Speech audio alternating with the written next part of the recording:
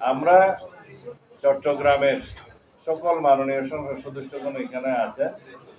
এখানে আমাদের city mayor আছেন এবং মাননীয় প্রতিমন্ত্রী আছেন মীর হেলাল সাহেব, পুলিশ ডিপার্টমেন্টের হেড অফ দি ডিপার্টমেন্ট আছেন, আইজিপি আছেন, স্বরাষ্ট্র মন্ত্রণালয়ের সিনিয়র সচিব আছেন, বিজিবির ডাইরেক্টর জেনারেল আছেন জেনারেল আশরাফ, আমাদের আইজি প্রিজন সাহেব আছেন, divisional commissioner, CMP commissioner, DIG, SP, DC, বিভাগীয় কমিশনার সবাই আছেন এবং অন্যান্য ডিপার্টমেন্টের আমাদের র্যাবের এখানকার লোকাল চিফ আছেন, অন্যান্য ডিপার্টমেন্টের সমস্ত কর্মকর্তারা আছেন, সামরিক বেসামরিক অনেক কর্মকর্তা আছেন। এটা একটা হাইয়েস্ট লেভেল মিটিং চট্টগ্রামে। আমরা এই জন্যই মিলিত হয়েছি যে দেশে আইনের শাসন প্রতিষ্ঠা করতে হবে কার্যকরভাবে জনপ্রত্যাশা অনুযায়ী। সুতরাং এখানে সন্ত্রাসীদের অভয়ারণ্য যেখানেই থাকুক নির্মূল করতে হবে।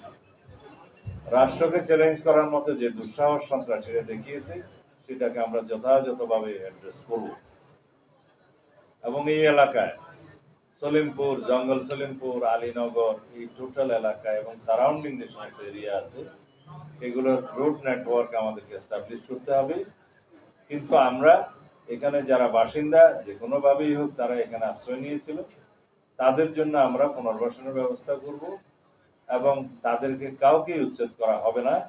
আমরা এখানে সরকারি যে সমস্ত স্থাপনা করতে চাই, যে সমস্ত একাডেমি করতে চাই, সেগুলোর জন্য জায়গা নির্ধারণ করার জন্য আমরা আজকে ম্যাপ নিয়ে সমস্ত ডিপার্টমেন্টাল হেডদের সাথে আলোচনা করেছি এবং এগুলো বাস্তবায়ন কিভাবে করা হবে সেটা আমরা পরীক্ষা নিরীক্ষা করে দেখেছি। আমরা প্রাথমিকভাবে এখানে চট্টগ্রামের জেলখানা যে স্থানান্তর হওয়ার কথা বা এই লিং রোডের পাশে সেই জায়গাটা আমরা দেখেছি এবং আরো প্র্যাকটিক্যালি ভিজিট করার জন্য সংশ্লিষ্ট কর্মকর্তাগণ যাবেন। এখানে কাউকে ডিস্টার্ব করা হবে না, কোনো বসতি উচ্ছেদ করা হবে না, কিন্তু আমরা এই কারাগারের স্থানটা আমরা আগে নিজেদের দখলে নিয়ে কারা অধিদপ্তর আইজি প্রিজন তার দখলে নিয়ে পরবর্তী উন্নয়নের ব্যবস্থা আমরা করব। সেটা জরুরি হয়ে গেছে। অন্যান্য ডিপার্টমেন্টের জন্য কোথায় কি স্থাপনা করা যায় এবং কি করতে হবে সেগুলো আমরা যথাযথ পরিকল্পনা করে এগোবো। তার আগে আমরা এলাকায় আইন শৃঙ্খলা নিয়ন্ত্রণ করতে চাই এবং শান্তি প্রতিষ্ঠা করতে চাই। আর সন্ত্রাসীরা যেখানে আশ্রয় নিয়ে থাকুক না কেন, যাদেরই আশ্রয় নিয়ে থাকুক না কেন, সেগুলো সবকিছু আমরা চিহ্নিত করে তাদের বিরুদ্ধে ব্যবস্থা নেব ইনশাআল্লাহ। আপনারা সবাই সহযোগিতা করবেন, কারণ গণমাধ্যমের বন্ধুরা যদি আপনারা সহযোগিতা করেন, ইনফরমেশন দেন যথাযথ প্রক্রিয়ায়, তাহলে আমাদের আইন শৃঙ্খলা বাহিনীর জন্য সেটা খুব বেশি সহায়ক হবে। আশা করি আপনারা সবাই দেশের কল্যাণের জন্য, আইন শৃঙ্খলা পরিস্থিতি উন্নয়নের জন্য এবং জনপ্রত্যাশা অনুযায়ী শান্তি প্রতিষ্ঠার জন্য, জনগণের নিরাপত্তা বিধানের জন্য সহযোগিতা করবেন। ধন্যবাদ।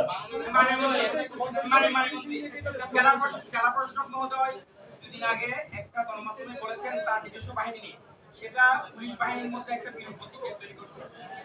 এই জেলা প্রশাসক নিজেকে মানবিক দাবি করে পত্রিকায় প্রেস রিলিজ করেন। আসলে সরকার মানবিক না, একজন ডিসি মানবিক। সরকার মানবিক না, একজন ডিসি মানবিক। এই বিষয়টা জানতে চাই পুলিশ বাহিনীর সাথে যে আমলাতন্ত্রের যে তফাৎটা তৈরি হয়েছে। কোনো তফাৎ নাই, আমরা প্রশ্নই বুঝি নাই। জেলা প্রশাসন, পুলিশ প্রশাসন সবাই সরকারের অঙ্গ এবং সরকারের পক্ষে সরকারের নির্দেশনা বাস্তবায়ন করে, এখানে কোনো ব্যবধান নাই।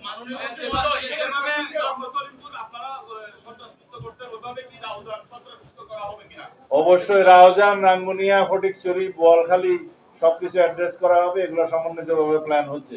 এই রাষ্ট্রের বাইরে নাকি? খালাস নেক্সট।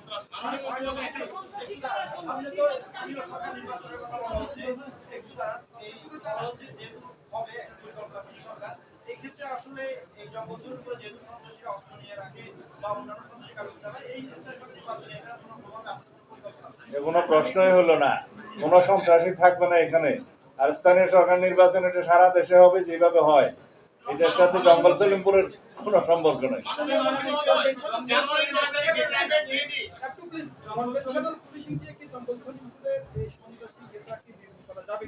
কনভেনশনাল পুলিশিং কে বললো?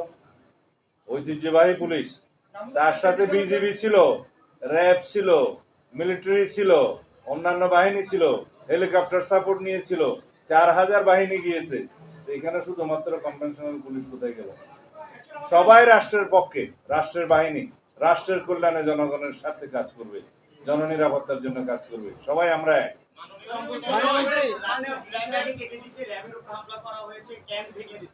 এই যে আপনারা নিয়ন্ত্রণে নেওয়ার পর সন্ত্রাসী বাহিনীদেরকে সেখান থেকে উচ্ছেদ করার পর এই যে কার্যক্রমটা সেটা এখনো বলছে তাদের এখানে অবাধ বিচরণ, তাদের আপনি বলছেন তালিকা হয়েছে, সেই সন্ত্রাসীদের তালিকা থাকে এখনো পর্যন্ত তাদের বিরুদ্ধে কি ধরনের ব্যবস্থা গ্রহণ করেছে এবং ভবিষ্যতে তারা এই ধরনের সাহস যদি দেখায় সেক্ষেত্রে আইন শৃঙ্খলা বাহিনীর অবস্থান এবং তাদের সক্ষমতা নিয়ে কিন্তু প্রশ্ন থেকে যাচ্ছে। মাননীয় মন্ত্রী মহোদয়, আপনার সাথে আমার একটা প্রশ্ন আছে। এদের শক্তিটা কোথায়? এদের উৎসটা এবং প্রধান নাম কারা এদেরকে তারা এটা না করলে কি স্বরাষ্ট্রমন্ত্রী এখানে আসতো? তারা এটা দুঃসাহস দেখিয়েছে বলেই তো আজকে এখানে সমস্ত চট্টগ্রামের এবং রাষ্ট্রের সমস্ত শীর্ষ কর্মকর্তারা এসছে। আমরা রাষ্ট্রীয় বাহিনীকে যারা চ্যালেঞ্জ করার মতো, হামলা করার মতো দুঃসাহস দেখিয়ে